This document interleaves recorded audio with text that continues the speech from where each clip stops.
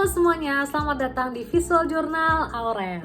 Di Visual Journal ini, aku bakal menceritakan proses aku ketika melewati mata kuliah MIP. Sebelum itu, mungkin aku perkenalan diri dulu. Namaku Aurelia Gracia Lucy, dan di MIP ini aku berperan sebagai script dan juga assistant director. Mungkin aku bakalan lebih banyak sharing di bagian development, pre-production, dan juga production. Oke, pertama adalah perkenalan Kuro. Jadi Kuro Films itu ada 7 membernya. Yang pertama aku sebagai scriptwriter dan juga AD, ada Victor sebagai produser, ada Joel sebagai director, ada Joshua sebagai production manager, ada Devin sebagai cinematographer, ada Jesslyn sebagai production designer, dan juga Esa sebagai editor dan juga sound designer. Cerita pertama aku masuk Kuro. Jadi awalnya itu aku ditawarin sama Victor, cuman aku waktu itu masih mikir-mikir, aku masih galau karena kan itu semester 3, masih bingung, masih pengen tetap dengan PH yang lama atau pindah ke PH baru, tapi entah itu Victor atau PH lain. Cuman setelah melewati berbagai pertimbangan, akhirnya aku memutuskan untuk ya udah deh coba kita sekelompok sama Victor gitu kan. Alasannya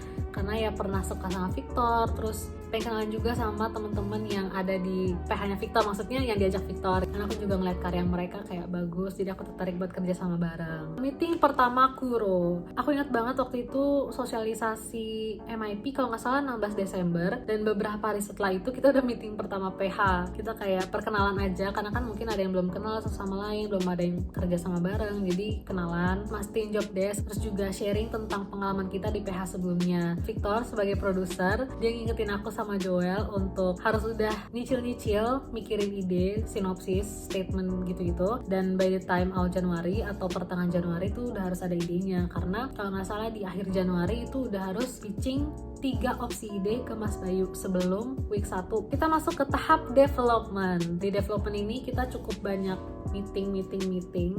Yang pertama itu kita awali dulu dengan triangle system. Cuman Victor, aku sama Joel doang. Setelah beberapa kali kita meetingin ide, kita juga meeting sama the whole PH untuk update aja kalau kita tuh udah punya ide, dan juga nanya pendapat mereka terhadap ide kita. The whole Februari itu development deh kayaknya. Meeting juga pernah sampai subuh di rumah Victor. Sempat pindah-pindah cafe juga, jadi kita sambil mencoba makanan-makanan di GS sambil development. Ketemu juga sama banyak cutting-cutting. Ya singkat cerita, proses development berjalan sampai di mana ide terakhir banget yang kita kasih ke Mas Bayu tuh di ACC untuk boleh dicoba ke draft 1. Itu di ACC-nya tuh hari Minggu, dan kelas MIP itu kan biasa di hari Selasa. Itu Minggu sore atau Minggu malam gitu. Jadi aku beneran baru bisa nulisnya tuh kan hari Senin. Aku tuh tipe yang kalau nulis tuh butuh ketenangan, apalagi ini dari kertas kosong. Aku harus bikin jadi skrip utuh gitu, kayak wah ini kayak kalau kuliah nggak bisa deh. Akhirnya aku milih untuk menggunakan absen untuk tenang di kamar nulis seharian gitu, karena memang nulis tuh butuh ketenangan, butuh sendiri. Kalau aku ya, kalau itu dari kertas kosong, kalau misalnya udah mulai revisi aku bisa di tempat umum, di perpus gitu misalnya, itu bisa. Prosesnya cukup panjang sih, karena kan dari sinopsis aku pecah jadi beberapa bagian, scene detailing lagi, logika apakah dari sini ke sini nyambung, apakah sini ini perlu. Singkat cerita, jadi besoknya di-pitchingin ke Mas Bayu. In total tuh skrip kita tuh ada 5 draft. Dari draft 1 ke draft 2 itu memiliki perbedaan yang jauh banget, karena draft 1 kan aku nulisnya buru-buru kan, terus draft kedua lebih dapet banyak waktu. Kurang lebih sih revisinya tuh ya tentang pemilihan scene-nya, pemilihan desain scene-nya, terus dialog-dialognya juga, kayak pemilihan kata-katanya, apakah karakter ini memang akan mengeluarkan dialog seperti ini. Itu sih challenge-nya menurutku ketika nulis dialog. Beneran gak sih kalau karakternya begini bakal keluarin kata-kata seperti ini? Berkaca lagi ke backstory-nya yang membuat dia do certain things di masa depan. Pusingnya di situ. Pas sampai draft 4 di ACC untuk yaudah nggak apa-apa ini dijadiin bahan untuk pre-production. Pas mau deket-deket test camp, kita kayak realize bahwa kayaknya ada yang perlu berubah lagi deh. Jadinya terlahirlah draft 5, lebih padat gitu loh, lebih to the point. Dan akhirnya draft 5 yang official kita jadikan final draft. Terus abis itu tahap pre-production. Kalau udah ngomongin pre-production tuh seneng gitu loh. Tahap pre-production tuh udah lebih hahihi. Kalau aku. Jadi bisa dibilang tuh MIP tuh stres bergilir gitu loh. Aku cukup terbantu sih, karena kan aku yang nulis, pas aku breakdown ya lebih mudah sih. Terus aku juga bantu casting. Aku bagian yang bikin schedule castingnya, invite orang ke grup, terus kontak-kontak mereka kalau misalnya mereka butuh reschedule segala macam. Kita casting semua orang, kita bener-bener ngobrol sama casting tesnya supaya tahu apakah dia tuh punya benang merah sama karakternya. Menurut kita tuh akan lebih mudah dia untuk mengerti situasi apa yang terjadi terhadap cerita ini gitu. Kan test camp kita dibarengin sama rehearsal di set kita beneran kan. Sebenarnya test campnya kita tuh bukan test camp gitu loh, karena ada kendala di budget lah, dan itu memiliki efek ke hari H syuting. Kayak ya namanya proses kan ada hal-hal yang tak terduga, adalah hal yang udah direncanakan gak sesuai dengan rencana, ya itu namanya kehidupan. Jadi we're getting used to it, I'm getting used to it. Dan tibalah saatnya kita membahas tentang production. Day 1 shooting. Titik kumpul kita di Lawson, kita bagi mobil, aku sama Jubi waktu itu bagi mobil. Terus ya kita pergi ke tempat lokasi, dan dari situ kita briefing bentar, terus langsung kita persiapan gitu kan. Tempat kita tuh apa ya, kita tuh deket sama bandara kan, jadinya banyak suara pesawat, banyak suara orang lewat. Terus juga ada shot tambahan yang gak ada di rehearsal gitu. Dan itu susah gitu loh. Ini ada tiang 2 dan mobil harus berhenti di tengah gitu loh. Kita take berkali-kali dan itu cukup banyak banget take-nya gitu loh. Lewat lah dari waktu yang seharusnya gitu kan. Masalahnya bukan di situ aja guys, ada masalah gensetnya rusak lah, akhirnya telepon pihak rentalnya lagi untuk ngasih genset yang baru. Jadi bener-bener tuh di hari H tuh banyak banget hal-hal tak terduga yang terjadi. Sebenarnya aku udah cukup panik sih, kayak aduh gimana nih, ini di luar schedule, mana cerita kita tuh day guys, cerita kita tuh bener-bener perlu matahari. Banyak juga terjadi PPM pas produksi meeting, cuman waktu itu ya bingung juga karena kan kita nggak test camp, jadi memang PPM itu diperlukan pada saat itu gitu loh, karena ya ternyata ada beberapa hal lagi yang baru kita tahu di hari itulah, kayak ya udah masalah teknis juga. Kita kan beres-beres ya di day 1 sampai jam 10, cuman kan OTW sampai rumah kita masing-masingnya tuh kayak jam 11, jam setengah 12. Terus juga kita mandi, beres-beres segala macam, terus tidur cuman bentar karena crew call-nya lagi jam 4, jadi waktu tidurnya sangat-sangat minim. Jadi kita itu lokasinya lebih jauh karena kita harus naik tol, dan lokasinya tuh sekitar 1 jam, dan kendala tuh tidak ada habis-habisnya teman-teman. Kayak misalnya nih, ada kru yang telat bangun, kru internal telat bangun. Sama ini sih, kan kita ada scene dimana pecahan kaca atau darah di jembatan gitu kan, kita ngeset tapi kita belum blok jalan, jadinya banyak mobil-mobil, motor-motor masih lewat-lewat. Akhirnya karena kegeser darahnya atau kegeser artnya, akhirnya ngeset ulang lagi. Jadi itu yang susah sih. Sama gini guys, jadi kan kita syuting di jembatan kan, ini jembatan nih misalnya kayak gini, terus ini ada 4 titik jalan, kita harus ngeblok semuanya. Pokoknya kru yang gak lagi in charge di syutingan jembatan itu ngeblok jalan. Akhirnya efek juga ke lokasi ke selanjutnya, karena kita ngaret tadi, plus jalannya ternyata lebih macet dari yang biasanya dibandingkan pas zaman kemarin kita reki. Ya molor juga di situ. Tapi pas kita sampai lokasi kedua, rentalnya telat 40 menit, jadinya makin molor, makin sore. Kita tuh mulai take-nya itu sekitar 15.40 atau bahkan jam 4 kurang, sedangkan kita punya 10 shot kan. Shotnya tuh susah, ada yang long take, ada yang harus pindah-pindah tempat, blockingannya beda-beda, ngeset ulang. Jam 5-an, setengah 6 tuh matahari kan udah turun. Ya beneran aja, mataharinya turun dan kita tidak bisa take lagi teman-teman. Kita pertimbangin extra day, tapi belum kita fixin di hari itu beneran mau extra day, karena mau dicoba diedit dulu. Tapi setelah diedit, memang ada shot yang gak bisa dipakai. Menurut kita scene pasar itu adalah scene yang krusial untuk menceritakan backstory si karakternya. Jadi oke, fix extra day, yay. Kita tuh cuma syuting 1 scene ulang itu aja, yang scene pasar. Untuk shotnya ada 10 shot. Walaupun kita udah memiliki preparasi yang cukup santai dan matang, tapi ada juga masalah teman-teman.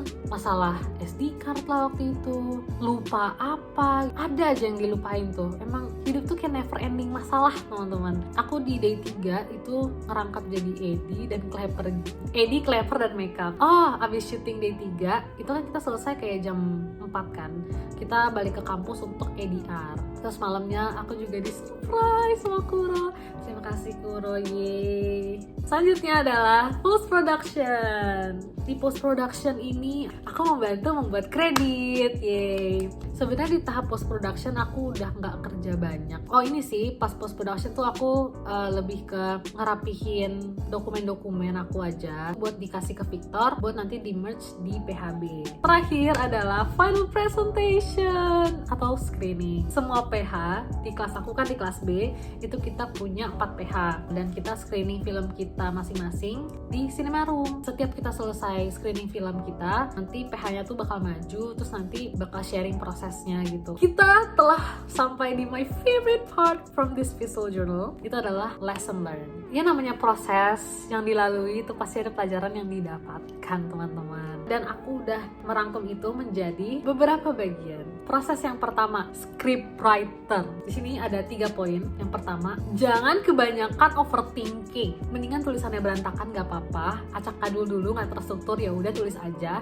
Baru nanti direvisi-revisi gitu loh. Kalau nggak ada sesuatu di kertas kalian, apa yang mau diperbaiki gitu. Jadi mendingan tulis aja. Mungkin di draft 4 tiba-tiba kalian ngerasa kalian butuh ide lama kalian gitu. Yang kedua, cari tahu kita tipe penulis yang seperti apa. Maksud aku di sini tipe penulis seperti apa tuh kayak kita kalau misalnya mau nulis itu kita sukanya tuh kayak gimana sih? Cari hal-hal yang menunjang mood kalian untuk menulis. Aku lebih milih untuk menyendiri, sendirian, denger lagu, konsen. Baru nanti kalau aku butuh bantuan aku akan reach out ke orang lain. Yang ketiga, sering ngobrol sama director. Kalian departemen apapun itu harus sering ngobrol sama director supaya cara kalian mentranslate cerita ini itu sama. Kalau misalnya kalian antar departemen itu punya perbedaan pendapat, nggak apa-apa dikomunikasiin aja. Karena siapa tahu ide kalian tuh malah memberikan improvement untuk karya kalian gitu di grup kalian. Selanjutnya adalah assistant director.